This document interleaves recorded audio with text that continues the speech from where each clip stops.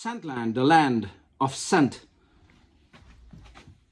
Hello and welcome, it's Chris back, but this time it's not a fragrance review, rather a reflection in regards to some questions that came up recently.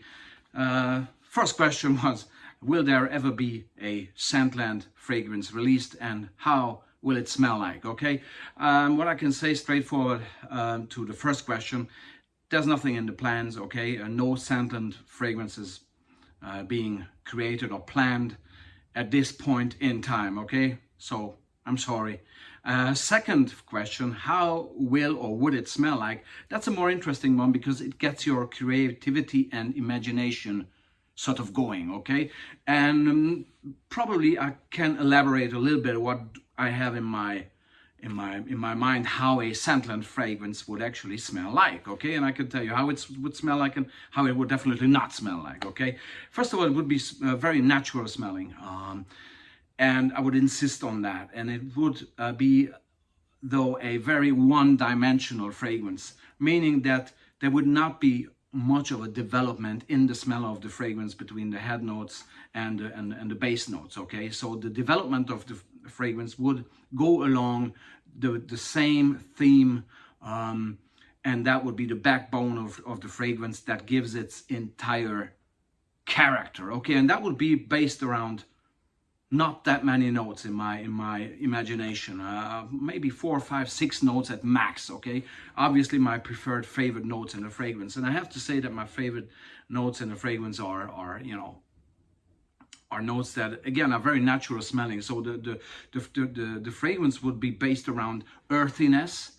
I love the earthiness. I love the earth. My favorite element is the earth, and it would be definitely green and woody, okay? And it would be bone dry, no sweetness and no mass market appeal at all. There wouldn't be any citruses in there as well. So what would there be in there?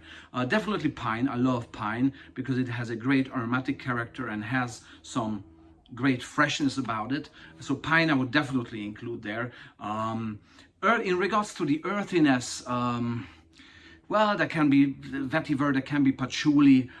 Sometimes I like patchouli, sometimes I don't. Sometimes I like vetiver, sometimes I don't. So it depends on how it would come across and which one of those would represent the earthiness in that particular Scentland fragrance. And woodiness also. The woodiness would come from a use of one of my favorite woods. Definitely not cedar wood and definitely not sandalwood, okay? It could be hinoki wood, driftwood, gaiac wood, or mahogany, okay? One of those four. Again, obviously how it would fit optimally, right? And that would be the direction. Again, it would be dry, bone dry, I would say. A bit of salt would be in there because I love salty fragrances. So dry, woody, green due to the pine and salty. But it definitely needs to be bright and uplifting and positive, okay? It would not be a dark fragrance. It would be something that boosts your spirits, okay? So the pine has a freshness aspect that we can use in this direction for it to be fresh and positive. But also I was thinking about aldehydes. Aldehydes can very much enhance a fragrance into that direction. So this is how it would look like. That would be the main structure. And again, obviously I would love to have a great performance. And if I would think about fragrances that it would, you know, take its inspiration from, I would think of fragrances like Kinski, or Hinoki by Comme des Garçons, or even Kenzo Pour Homme, or like Montana Initial, or Cool Water Davidoff Reborn, Cool Water Reborn, great recent release. So along those lines, very one-dimensional, straightforward, natural smelling, no sweetness, no mass market appeal. It still can smell nice, right? Even if there's no mass market appeal, okay? But it would have its character. It would be dry and natural, and something that is a very uplifting experience to wear. That's how a Scentland fragrance would smell like. Let's hope it happens one day. Thanks and take care. Bye-bye.